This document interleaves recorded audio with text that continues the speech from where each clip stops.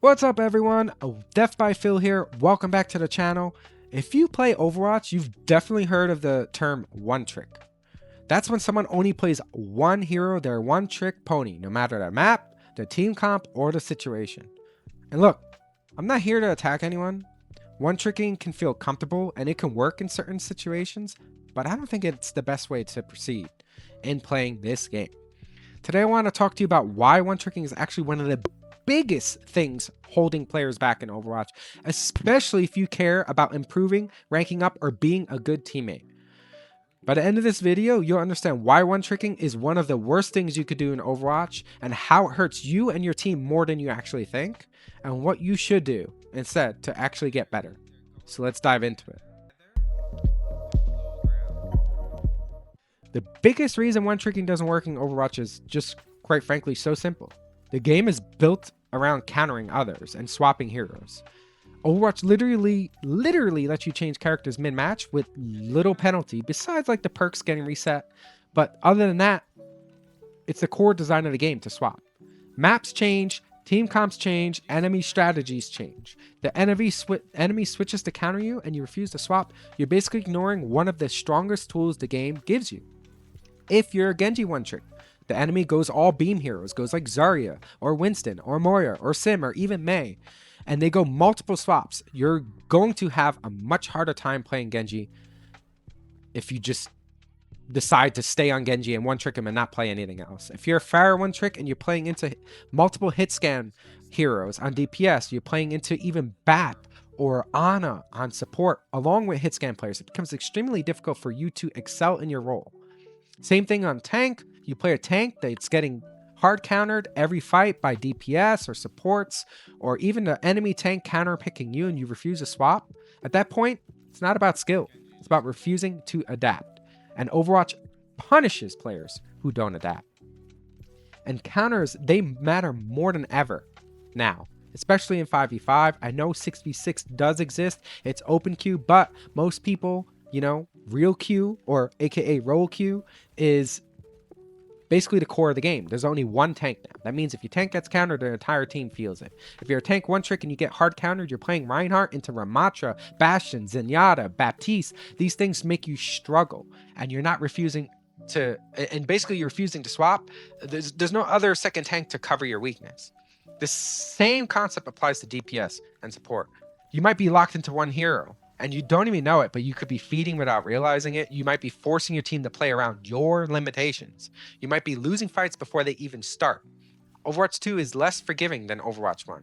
There's less shielding, less chaos, and more direct pressure. So if you refuse to swap, you're making the game harder for not only for yourself, but for your entire team. And it just hurts your team dynamic. This is a team-based game. It's all about teamwork, whether people like it or not. You one tricking, it limits your team's comp options, right? You're a Mercy one trick.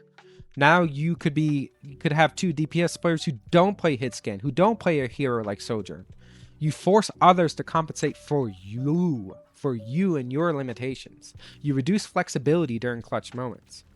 If your team needs more peel, more burst damage, more survivability, or better ult synergy, but you refuse to swap, now your teammates are the ones adjusting around you instead of everyone working together. This can lead to people tilting, teammates getting frustrated and flaming you, or you even flaming others because you're too, ego boosted to swap. And even if nobody says anything, trust me, they notice. Over time, this hurts your reputation as a teammate, especially in higher ranks where adapting is expected.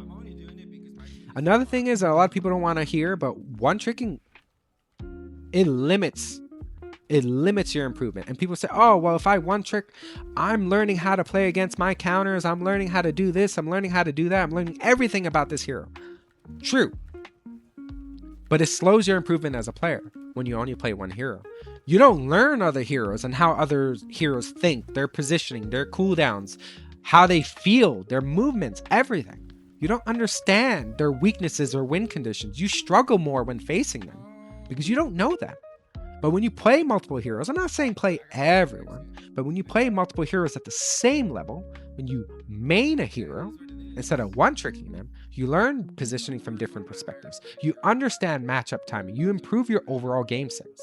Playing support, and this goes too into roles as well with DPS, support, and tank. Not just one-tricking a hero, but when you learn other roles too, you play support, you play tank, you play DPS, this benefits you overall as a player. Even if you don't play it as high as, like, let's say you're a grandmaster DPS player, but you're plat on tank and maybe diamond on support, you still kind of get an understanding of what those roles require and how those heroes are.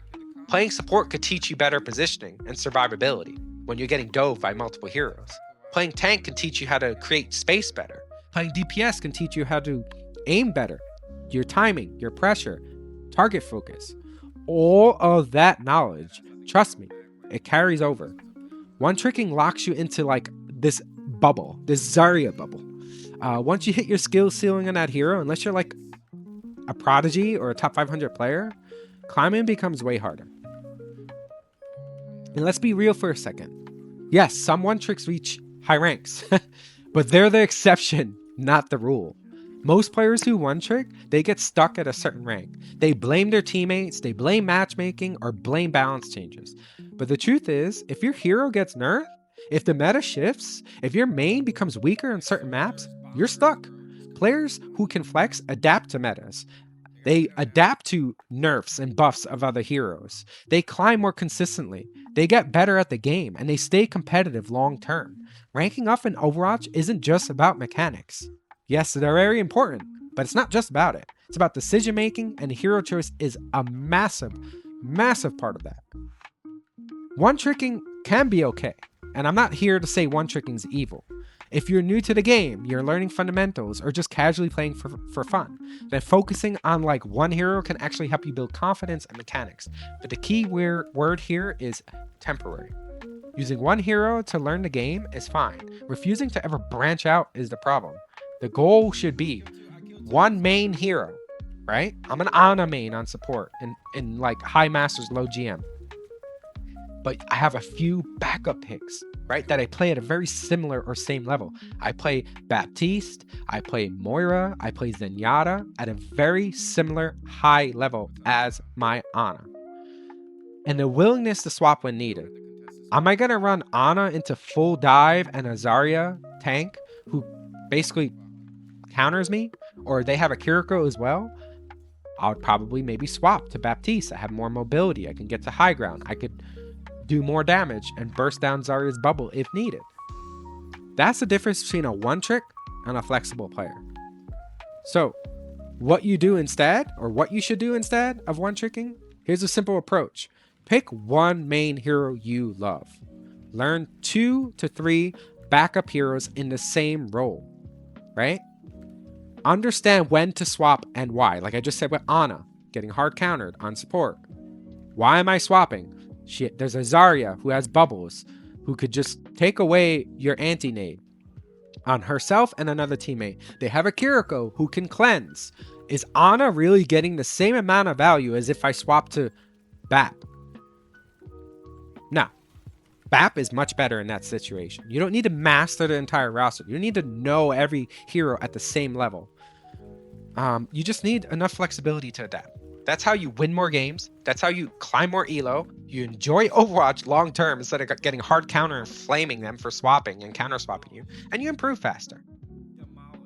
So anyways, hope you got some value out of this. I'm not here to demonize you for one-tricking. I'm not here to say it's the most evil thing in the world. It's a game. Have fun. Play it as you please. But if you want to be the better player for not only yourself, but for your teammates, flex. Main a hero, have a couple backup heroes that are in the same role that help you learn and be better and adapt and flex to what is changing in Overwatch. So I hope you enjoyed this video. Make sure to like and subscribe.